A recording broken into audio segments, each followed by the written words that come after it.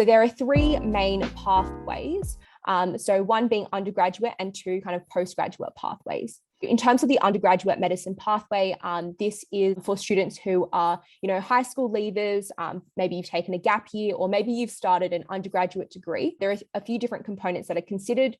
So first of all is your ATAR, the UCAT, and then an interview. And so just to keep in mind that different programs do have slight variations in what they require. So it might be like a slight written component or, another form that you have to submit, but these are kind of like the main elements. In terms of the postgraduate pathways, we have the guaranteed entry postgraduate medicine pathway, and then I guess the regular postgraduate pathway. So with the guaranteed entry kind of pathway, this is offered to students and applicants once they are straight out of high school. And so this pathway requires an ATAR and an interview. And then again, there are slight variations. So I think for Sydney University, there's also a written component as well. There are requirements that do, I guess, differ. So with USyd, you do have to have a 99.95 ATAR to be considered. But this again differs with like UQ and other universities that have this pathway. With the regular postgraduate medicine pathway, you have to have done your undergraduate degree, but instead of considering your ATAR, they consider your WAM or your GPA, as well as, rather than the UCAT, you've now got the GAMSAT instead, as well as an interview. So moving on to the next slide. So I'm just delving a little bit deeper into the application requirements. So as I mentioned before, there are slight variations with each of the different programs and pathways, but these three are pretty, I guess, consistent across the board. They consider all of these different components in conjunction with each other. So sometimes we get questions asking, whether, you have to get like a 99.95 ATAR to get into medicine. Well, not necessarily. They do consider all of these components, but each of them are like important. So first of all, the academic grades, as I mentioned before, considering your ATAR, your IB score, as well as your WAM or your GPA, depending on the pathway you're applying for. Then you've got the specialized medical tests, so either the UCAT or the GAMSAT. So the UCAT is held once a year in July, and the GAMSAT, I think, is held biannually. And so this is just for the universities to get a better idea about, your way of thinking and to kind of challenge you in that sense. With the interview, there are a couple of different styles. Sometimes it might be an individual with a panel of interviewers. Sometimes it might be in a group interview. And there's also something called the MMI, which is the multiple mini interviews. And so this consists of different stations that you go to where they, again, kind of challenge your thinking and give you different tasks to do. Overview, we'll move into introducing the panelists. So first off, we have Olivia. She is currently studying at the University of Sydney, doing a Bachelor of Science and a Doctor of Medicine in the cohort of 2028. And so she's currently in her first year of her Bachelor of Science degree and entered this degree through the guaranteed entry postgraduate pathway, which requires the 99.95 ATAR. Virginia is currently studying at Monash University in Melbourne. So she's studying a Bachelor of Medical Science and a Doctor of Medicine in the class of 2024. So currently in her fourth year. She's graduated high school in 2016. So is currently studying at the University of Sydney, doing a Doctor of Medicine, part of the cohort of 2023. So this was the postgraduate pathway at the University of Sydney. So his undergraduate degree was a Bachelor of Medical Science at USyd as well. And our final panelist is Neera. So Neera graduated high school in 2019. So she's currently studying at the University of New South Wales, doing a Bachelor of Medical Studies and a Doctor of Medicine as part of the cohort of 2025. And this is an undergraduate pathway. To kick it off, just a broad question about, why did you choose to do medicine? What made you apply for medicine in the first place? I think for me, medicine was a career I was exposed to pretty early on, just because my parents were doctors, so I knew about the career. To be honest, I wasn't too sure what career path I was going to go into till, I guess, the end of high school. I did a lot of work experience from year 10 to year 12, and I had some time shadowing doctors at the hospital and working at clinics. I also did some shadowing in some like other fields I was interested in. But ultimately, I found myself more drawn towards medicine and I guess the clinical side of things. I really liked how doctors would kind of like problem solve and figure out what's wrong with the patient. And I found that quite interesting. And I liked the variety to have in medicine as well. So, how every day is not quite the same, and how you have different patients and different conditions. And I think altogether, all these things combined led me to choose medicine as a career.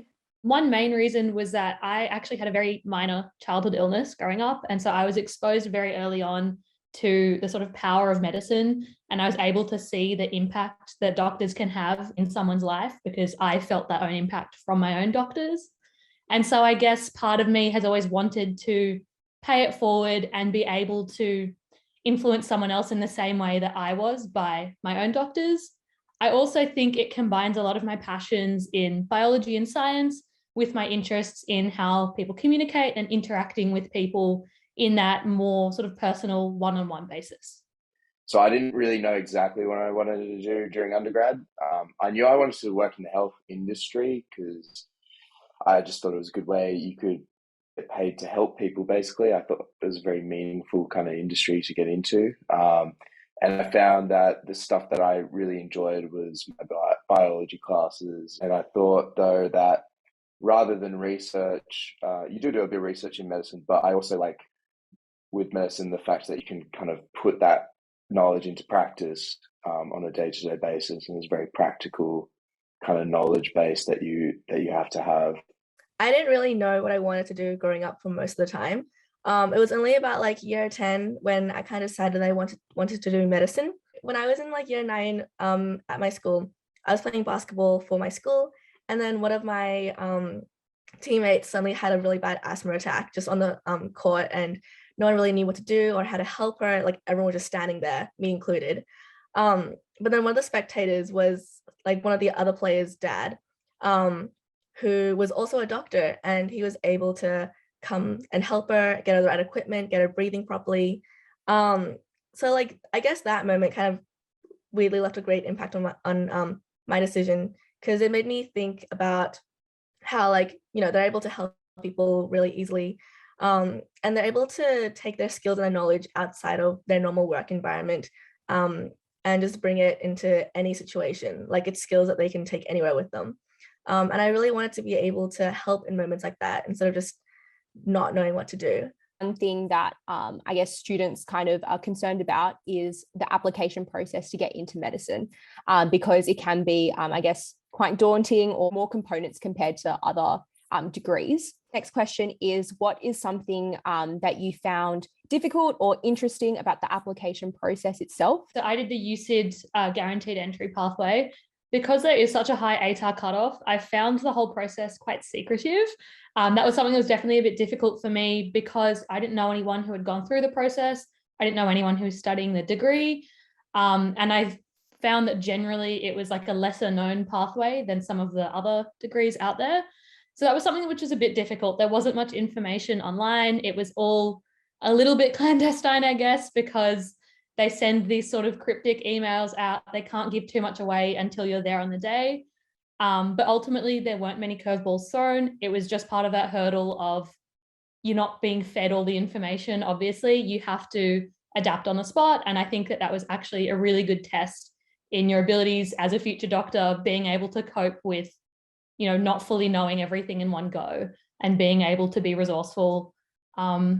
And yeah, adapt to new situations. So that was difficult for me. All the secrecy behind the interview and application process definitely was a little bit difficult. I think the majority of people who do the postgrad pathway, on average, they take like a couple of attempts to do it. I think a huge part of it, you've got the GAMSAT, you've got your WAM, you've got an interview.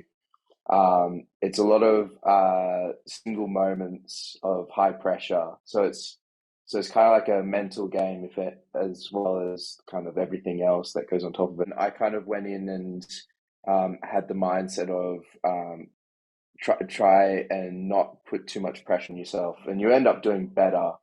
Just kind of go through the motions, see what it's like first. see what the interview process is like. Try your best, but don't be too hard on yourself. I feel like once you take the pressure out of the situation, you can start to think more. And because especially with the postgrad pathway, they like to test a lot of critical and creative thinking as part of it. So with the GAMSAT, you've got the essay section, which is all just they give you a prompt that you haven't seen before, and you have to create this whole piece of work of writing. With the interview section, they ask you a question that can, on one hand, they can ask you about your personal life, like why did you decide to do medicine, or they can throw you a complete curveball and just see how you react to a new situation. So it's trying to take the pressure out of the situation and just slow things down is a huge part of being successful in the application process. Going into state or like applying to state isn't that much different from applying in New South Wales. Like you just have the different like university systems that you go through. So it's pretty similar. So that was unexpectedly not that bad. But in terms of like the whole process or like the 3 components, it's a lot to have to take on board as opposed to, you know, other degrees where you literally just apply through the website. So that was probably quite a lot, especially, so in my year, I think we were the last year to do UMAT, and I didn't I didn't take on any of like the tutoring services with UMAT. So it was a bit difficult trying to learn myself, I guess, and practice, like trying to find practice papers online, and trying to teach myself. So I'd say that part was most difficult. With the interviews, I think James was saying before, like they ask like really like variety of questions, and some of them like you don't expect at all. And so like I guess to say with this is like there's only so much you can prepare for interviews, but like mostly it's just like, you know, being confident in yourself, and just giving it your best shot on the day, because that's who you present yourself as. Yeah, nice. And I think with interviews, in particular, even though there are like different curveballs that they can throw at you, I guess interviewing itself is kind of like a skill. So like if you can like practice that as well, like that's always helpful, at least what I found. Yeah. How about you, Nira? Yep. So I'm also an interstate student from Tasmania, and I'm a rural student. So we enter through the rural scheme for UNSW, and it's also similar for other unis too. You just apply through like VTAC or whatever system that you're going through. For me, I found it difficult to sort out like my documentation, because they asked us, because I was rural, for like proof of schooling and specific forms to be signed by the principal, and sorting that out on top of like exams, because this is during, I think, mid-year exam time, that was quite stressful. Regarding the actual process of like the interviews and that type of thing, I also found that a bit more stressful, because for rural students, your interviews are straight after exams. So I think I finished exams and then I flew for my interviews. So I think when you're handling stress and just jumping from like one thing to the other, as long as you're keeping cool and answering questions honestly, like in interviews before, I found the questions quite interesting. I remember like one of the questions I got was like, who's your least favorite friend and why? And I remember thinking, why? I don't even know the answer to this question. We're curious to hear, you know, what is unique about, you know, the different programs, because there are like nuances and differences in how they teach and, you know, what programs are available. One of the big selling points of Sydney Uni, at least when I was applying, I guess, was that they've got a whole new design program. So where they like to put more emphasis on the clinical aspects. Basically, what that means is they've condensed all of the information that you learn into a shorter amount of time. So you've got less time to learn it, but you kind of keep spiraling back to it as you go on. So year 1 and year 2 is pretty crammed, but you also, from day 1, going into the hospital, seeing patients, learning clinical skills, which I think from what I've heard is different, at least to what the people before me had the opportunity to do. How about what it's like at Monash? So we have a 5-year degree. And the structure of it is that the first 2 years are pretty clinical. So you go to your university campus and you have classes. But then the next 3 years is full-time clinical placement, and you get to rotate around the different hospitals. And I think a cool feature that I didn't realize when I first got into Monash University was that we had the opportunity to go overseas as well. So in 4th year, I think for like each like certain rotations, like they last like 9 weeks, you can go overseas. And then in 5th year as well for like each rotation. For UNSW, we have 6 years, and what makes it unique is it's split into 3 phases. So years 1 and 2 would be like phase 1, and that's more focused on pre-clinical learning. So we learn through case-based scenarios, and we have our standard lectures and tutorials. So phase 2 is year 3, and that's where I'm at right now. And that's we get more hands-on experience in the hospital. So it's, I think they called it practice-based learning. So we refine our clinical skills. And so right now I'm doing 3 days at the hospital and 2 days at uni. And then years 5 and 6, so phase 3 is completely clinical. And I think for local students, it's you have to do at least 4 weeks in a rural placement. And similar to Monash, we do have the option of going overseas as well, or I think to other states. And for phase 1, we do get the opportunity to go to hospital as well. It's just less. So we go, I think, once a fortnight to hospital. And then I guess another thing that's like unique about UNSW is our 4th year research project. So we have a year off where we can either do honours or an independent learning project. And we have to sort that out with a private supervisor, and we can explore whatever field or I guess condition that we find interesting. Is there something that you didn't expect about medical school, or something that was either a good thing or a bad thing that you didn't expect? So I guess I'm not technically in medical school yet, but so far, I mean, it's like a regular Bachelor of Science, my degree. The only main difference is, I guess I have those added support networks. So there is an association just for people doing the double degree. There's a professor that's specifically in charge of our double degree who we meet with. So I like having all the added support networks. And I do get the opportunity to do some observational electives. I have to complete certain units. I have to maintain a certain average mark for my degree and for my scholarship, but otherwise it's basically a Bachelor of Science, but slightly zhuzhed up. What's really cool about medical school is that once you're a medical student, you can pretty much pursue whatever you want. So you can, as long as you're doing all of your course components, if you want, you can email whatever specialist, whoever you want, and ask, hey, can I shadow you for a little bit? Or do you have any research projects that are available? I'm really interested in this field. And eventually you can start to try and form mentorships with people. It's really good, the access that being a medical student kind of gives you to a range of possibilities.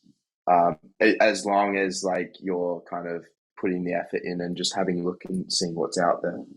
I didn't expect was how happy like all the doctors are to help you out. I think one thing I was scared of was if I asked like a doctor for help, am I stepping into their time or am I stepping into their toes? But honestly, everyone's so genuinely happy to help. And I guess another thing is like the environment. I wasn't expecting so many events and activities to be run by like MedSoc, for example. And there are so many resources like wellness counselors and events such as like Stress Less Week to really help with students who are like stressed out about the degree. And I guess great social events too, like scrub calls. It's always nice to meet new people. And I think that's definitely an aspect that I didn't really think about going into medical school, but it's definitely something I do enjoy. Become very, very close with your cohort because you're always in the same classes together. And especially when you're a placement, you're on the same wards together and you're walking around all day. So that's quite nice.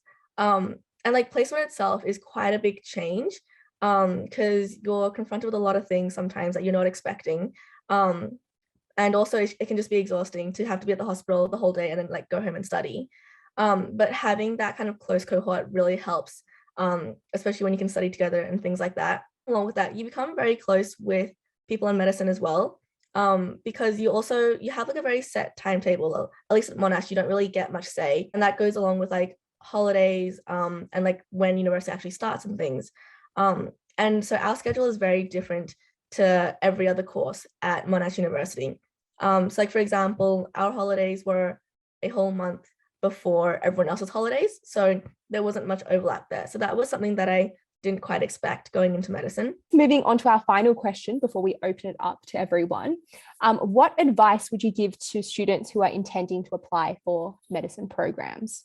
My main advice would be to have balance in your life and to keep in mind that like med is kind of like a marathon. You have to pace yourself, otherwise you're going to get burnt out. And yeah, I think just prioritize time for yourself and your hobbies, and not just to go in with only work on your mind. Definitely say, especially if you're in year 12 and you're looking at all the different medicine courses that are available, do your research. It's good to have a rough idea of maybe what sort of ATAR pathway you think you might go down, and have some backup options just in case things don't work out. I would say though, don't sell yourself short. If there is a course that you're thinking of applying for and you're not quite sure if it's going to work out, it's always better to try and see how it goes than to not apply for the course, which I almost didn't do for this course. So I would definitely say trust your gut, but also do your research. Look at all the different styles of courses that are available. As we've learned today, there are so many different pathways to go down. So if you don't get the ATAR or UCAT score that you're expecting, there is always another opportunity later on to pursue medicine if it is your dream. Kind of similar to what Olivia said. I was going to say that don't worry if you get in immediately, especially with postgraduate courses. I think the average age is actually mid to late 20s in postgrad courses, starting medicine. And I know I have some mates who they've had completely different careers before coming into medicine. Once you get out of high school, it's not a be all end all kind of whether you get in or not. You might even like the fact that with the postgrad courses you can kind of explore a bit more what your passions are and what you like in undergrad, if you're not fully decided yet. So I think don't be too don't go rushing into it too quickly, and don't be too put down if you don't get in immediately. You'll get in eventually if you're passionate enough. You can get in through so many pathways and like at so many points in your lives. Like last year in third year, we had one third year student who actually was a lawyer. He'd been practicing law for like I don't know how many years, but he just decided to quit law and go into medicine. And now he's a third year medicine student alongside the rest of us. So there's always a chance to do it if you really want. And then like on the flip side, if you're really passionate about medicine, then just applying like everywhere. Because you never know where you might end up. Like I didn't really expect to be going interstate. It's just kind of like I'll just apply just in case. And then I got in and now I'm here and I'm really, really enjoying it.